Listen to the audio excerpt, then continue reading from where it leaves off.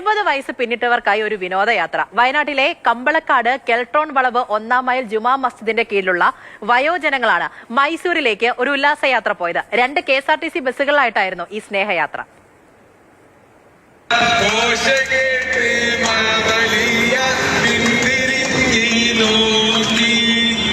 ജീവിതത്തിലെ നല്ലൊരു പങ്കും കുടുംബത്തിനും വീടിനും വേണ്ടി ഒഴിഞ്ഞുവെച്ചവർ. അവരുടെ ജീവിത സായാഹ്നത്തിൽ ഒരു സ്നേഹയാത്ര കൊട്ടാരങ്ങളുടെ നഗരമായ മൈസൂരുവിലേക്ക്.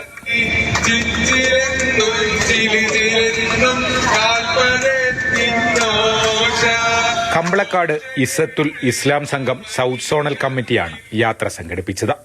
കെൽട്രോൺ വളവ് 1-ാം മൈൽ ജുമാ മസ്ജിദിന്റെ കീഴിലുള്ള 70 പിന്നിട്ടവരാണ് യാത്രയിൽ പങ്കെടുത്തത്.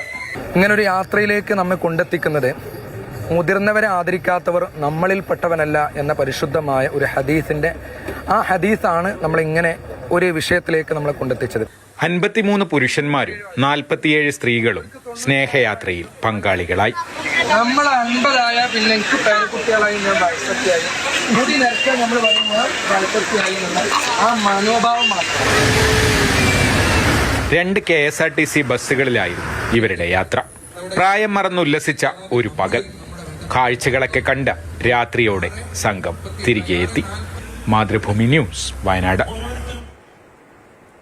അപ്പോൾ കമൽ, ഒരു സമയത്തിന് മുൻപായിട്ട് യാത്രയൊക്കെ പോയിട്ടുണ്ടോ ഇല്ലയോ എന്നൊന്നും നമുക്കറിയില്ല. പക്ഷെ ഒരു പ്രായം കഴിയുകയാണെന്നുണ്ടെങ്കിൽ, ഒരു സമയം കഴിയുമ്പോൾ ഇനി യാത്രയൊന്നും പോകാൻ പറ്റത്തില്ല, അതിനുള്ള പ്രായമൊക്കെ കഴിഞ്ഞുപോയി, ആരോഗ്യമൊന്നും ഓക്കെ അല്ല എന്നൊക്കെ പറഞ്ഞ് ഇങ്ങനെ ഒരു മടുപ്പോടെ ഇരിക്കുന്നവരായിരിക്കും അല്ലേ ഭൂരിഭാഗം പേരും. പക്ഷേ അങ്ങനെ മടുപ്പോടെ ഒന്നും ഇരിക്കേണ്ട ഒരു കാര്യമില്ല. എപ്പോ വേണമെങ്കിലും എന്തും ചെയ്യാം എന്ന തരത്തിലുള്ളൊരു ഊർജം അവർക്ക് പകർന്നു നൽകാനായിട്ട് ഈ യാത്ര ശരിക്കും ആ യാത്ര കൊണ്ട് സാധിച്ചോ എന്നുള്ളതും വലിയൊരു കാര്യം തന്നെ. അതിനിടയ്ക്കും പറയുന്നുണ്ട് ഇതൊക്കെ നമ്മളെ കൊണ്ട് പറ്റുമല്ലേ, അതിന്റെ ഒരു സന്തോഷം, ആ ഒരു ഊർജത്തിന്റെ ഒരു സന്തോഷം ശരിക്കും അവർ ഓരോരുത്തരുടെയും മുഖത്ത് കാണാൻ പറ്റുമായിരുന്നു. അത്രയ്ക്ക് ആസ്വദിച്ചിട്ടുണ്ടായിരുന്നു ആ യാത്ര.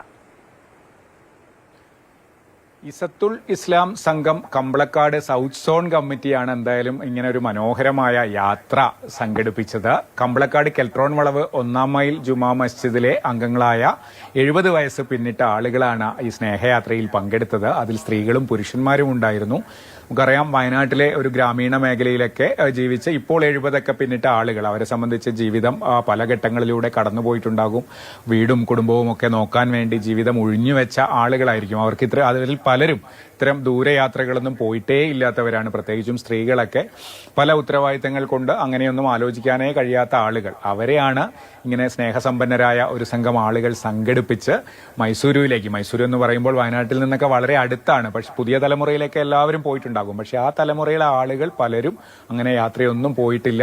മാത്രമല്ല, അവർക്ക് പലപ്പോഴും മക്കളൊക്കെ വിളിച്ചാലും ഈ പ്രായത്തിലും അങ്ങനെ പോകാനൊക്കെ മടിക്കുന്നവരാണ്. അവരെ ഇങ്ങനെ സ്നേഹത്തോടെ ഒരു സംഘം ആളുകൾ ചേർത്ത് നിർത്തി കൊണ്ടുപോകുമ്പോൾ അവർക്കൊക്കെ അത് സന്തോഷത്തോടെ അവരൊക്കെ സ്വീകരിച്ചു. മാത്രമല്ല, അവർക്ക് ജീവിതത്തിൽ മറക്കാൻ പറ്റാത്ത ഒരു പകൽ ആ മൈസൂരുവിൽ പോയി കാഴ്ചകളൊക്കെ കണ്ട് എല്ലാം ആസ്വദിച്ചാണ് തിരിച്ചെത്തിയത്.